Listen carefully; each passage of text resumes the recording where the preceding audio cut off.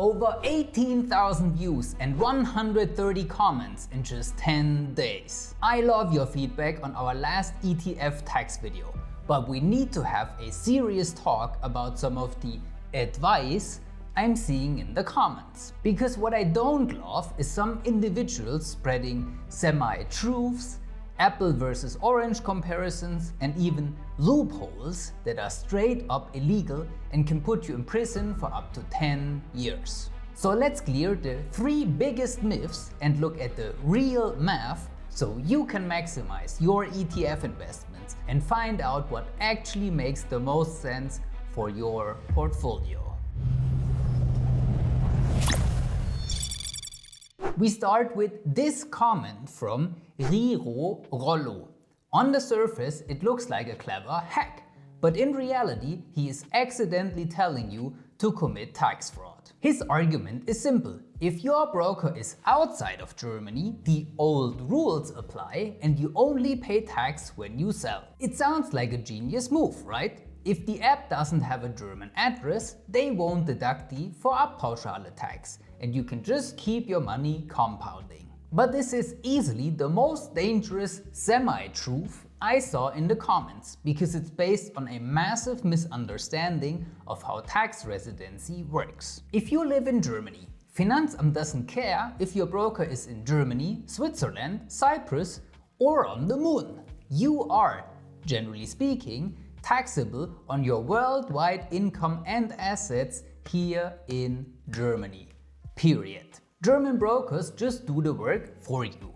If you use a foreign broker, that work falls entirely on your shoulders. You can watch the first Vorabpauschale video at 7 minutes and 6 seconds, where I explain exactly that. So you have to calculate your frictional profit for every single ETF position yourself and report it in your tax return using a form called Anlage KAP-INV. And let me tell you, calculating all of this manually with different purchase dates and partial years is an absolute nightmare. Black Hellkite probably summarizes it the best here. So one last time, hopefully at least, if you are a German resident and forget to declare your worldwide profits, you are not outsmarting the system. You are committing a serious crime called tax evasion. And with 115 countries participating in the automatic exchange of information, committing tax fraud is a ticking time bomb that is not worth it. Next up is an argument I saw dozens of times. Mick Strathock and several others pointed out that the Vorabpauschale isn't actually a bill for many people because the 1,000 Euro Freistellungsauftrag covers it. And I have to give credit where credit is due. When you're a buy and hold investor with a small portfolio, this is 100% correct. The Vorabpauschale triggers a fictional profit today, so you can use your allowance that would otherwise expire instead of paying the full tax 30 years from now. It feels like a win, doesn't it? But here's the oh wait moment. This logic only works if you plan on staying a small investor forever. Let's look at that 1,000 Euro threshold. As we calculated in the last video, at a 3.2% base rate, a portfolio of just 63,800 Euro will eat your entire 1,000 Euro allowance just to cover this one tax. If your goal is to actually build wealth, say a 500,000 Euro retirement nest egg, relying on a 1,000 Euro tax shield is like bringing a toothpick to a sword fight. With a portfolio that size, you would be looking at a Vorabpauschale bill of almost 2,000 Euro every single January. And remember, your 1,000 Euro allowance doesn't mean you get 1,000 Euro back.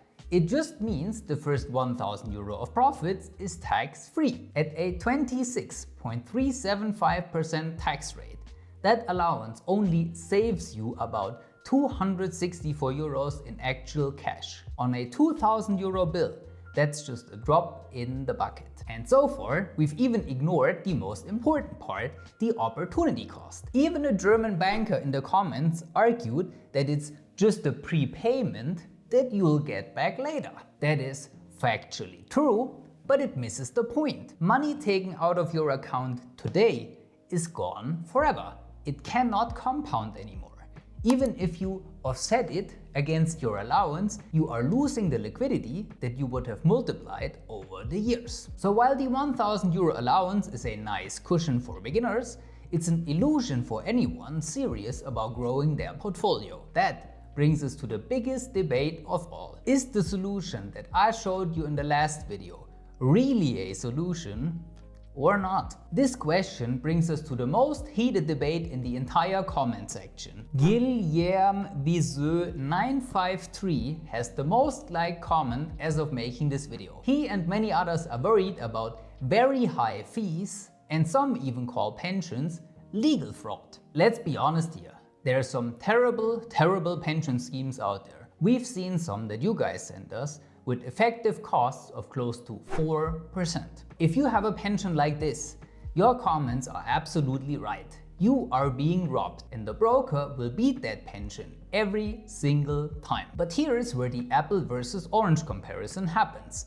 If you are comparing an old school, expensive pension to a modern, low-cost ETF pension, this is like comparing a 1990s fax machine to a 2026 fiber optic connection. They both send data, but the performance isn't even in the same universe. In the pension we use for our clients, the effective costs are extremely low. Here's an example from a real client with 0.27% total effective costs. That includes 22 basis points for the pension wrapper and 5 basis points for the underlying ETF. Now you might say, but my broker costs €0. Why should I pay 0.22%? And then, my friend, you are ignoring the government management fee. When you use a broker, the Vorabpauschale, taxes on dividends, and the 25% tax every time you rebalance your portfolio are all fees paid to the government. In a low-cost pension, those fees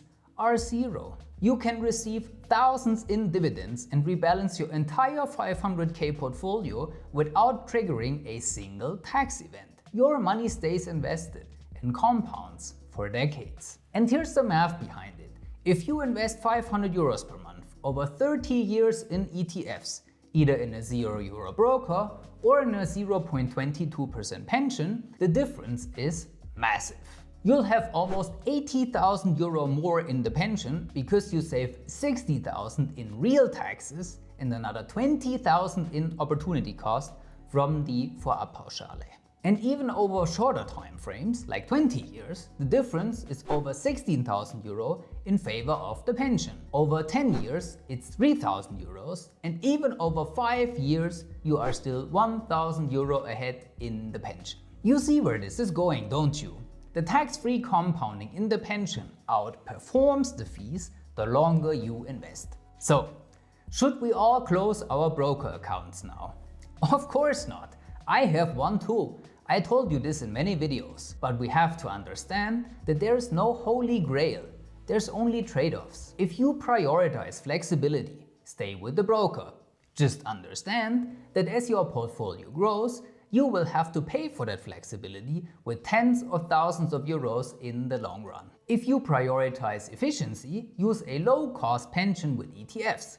That is mathematically the most efficient wealth building tool in Germany for your retirement. My job isn't to tell you which one is right. My job is to make sure you aren't going to a sword fight with a toothpick. Or even worse, going to that fight with a broken toothpick you found in a YouTube comment. If you want us to run your specific numbers, broker versus pension, to see where your tipping point is, book a free meeting with us.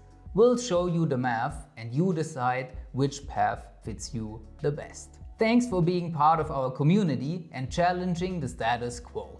If you still have questions, let me know in the comments. We'll try to respond to as many as we can. Thanks for watching und bis zum nächsten Mal.